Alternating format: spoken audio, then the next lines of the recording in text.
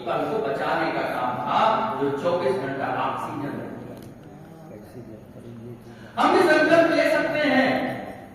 हमारे यहाँ त्रिपुरा जी, अन्य ऐसे बंधु जो पर्यावरण पर काम करते हैं, निश्चित रूप से आज की यदि हम देखें तो हिमालय की आत्मा रो रही है, ग्लेशियर पिघल रहा है, जंगल काटे जा रहे हैं, जीव जंतु जंगल से आबादी को रोड पे बन निकलता है, सड़क पर सेल में रहता, वहां लकड़ बुढ़ा मिला था, कोई ना कोई क्यों मिला था? क्योंकि जंगल काटे जा रहे बार बार कहते हैं खींचो फोटो खींचो, ग्लेशियर पिघल रहा है, कैमरा कहाँ है, फोटो खींचो, लाओ। बाढ़ आ रही है, भूकंप आ रहा है, ओजोन की परत में छेद पड़ रहा है। ये क्यों हो रहा है? उसका सबका कारण है तो केवल मनुष्य है। और इसलिए सबने मिलकर के हम सबको ध्यान होगा। अभी 2022 में सागर स्वच्छता का अभियान चला, आप सबने पेपर में पढ़ा होगा। और प्रतिवर्ष लास्ट सितंबर से और अक्टूबर मास में पूरा देश स्वच्छता पखवाड़ा मनाता है। तो पूरे देश के लोग बॉर्डर पर 75 तटों पर जाकर के 60 टन कचरा एक दिन में इकट्ठा करने का ये लक्ष्य भारत को रहा है।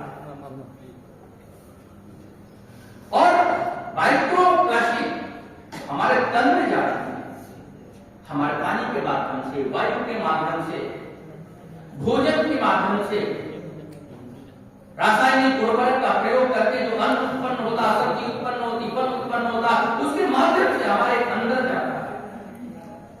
हम इसको कैसे दूर कर सकते हैं? एक बहुत बड़ी आबादी, आप सबको ध्यान होगा, समुद्र में मछुआरे जाते हैं। पूरी दुनिया का 540 मिलियन आबादी, जो पूरे विश्व की आबादी का 8% है, उसका भोजन मछली है। मछली कहां है? समुद्र में। समुद्र कैसा है? प्रदूषित।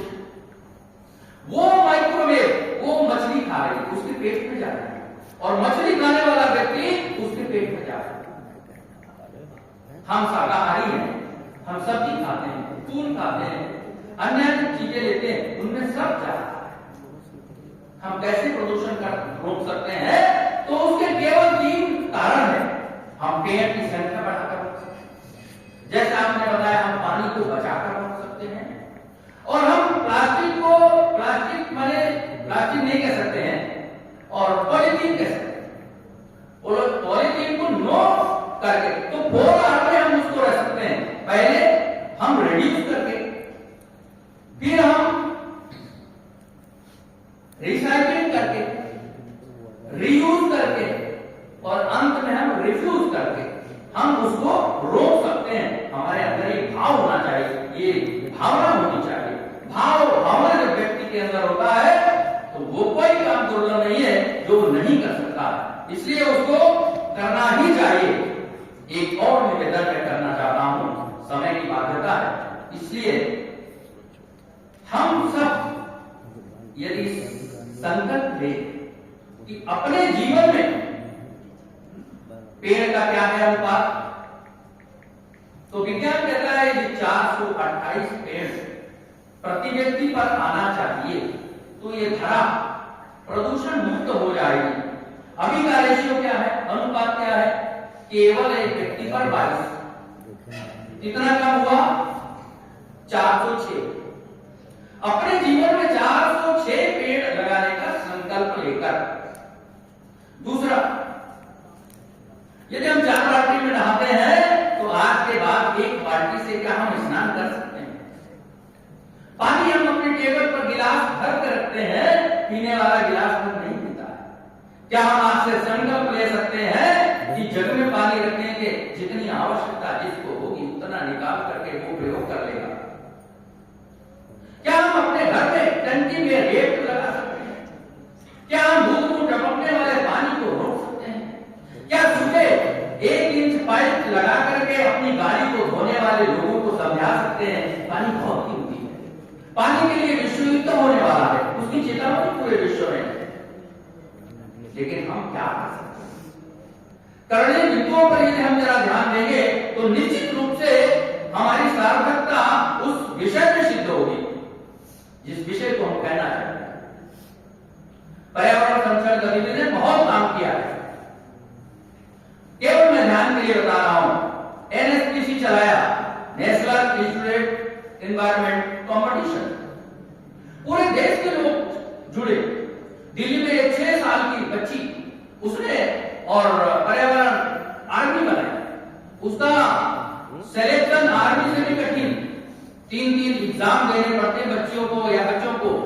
वो 8 से नीचे की है, 3 लेयर एग्जाम कंपटीशन वो पास करता है, तब उसका मेंबर बन पाता है। पूरे देश में काम चल रहा है।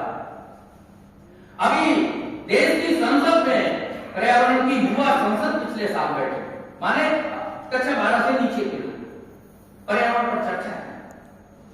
अभी पिछले साल हरिद्वार में कुंभ लगा। कुंभ को कैसे पर्यावरण मुक्त बनाया जाए, और इसलिए पूरे देश से आह्वान हुआ कि हम थैला कलेक्ट करके हरिद्वार भेजेंगे। पूरे देश से लाखों लाख थैला इकट्ठा होकर वहां गया और लाखों मीट्रिक टन कचरा उससे बचाया जा सकता है। पूरा नहीं बचा सकते, बिल्कुल सही बात है, लेकिन हम प्रयास तो करें, एक कदम तो आगे चले, थोड़ा बचाएंगे।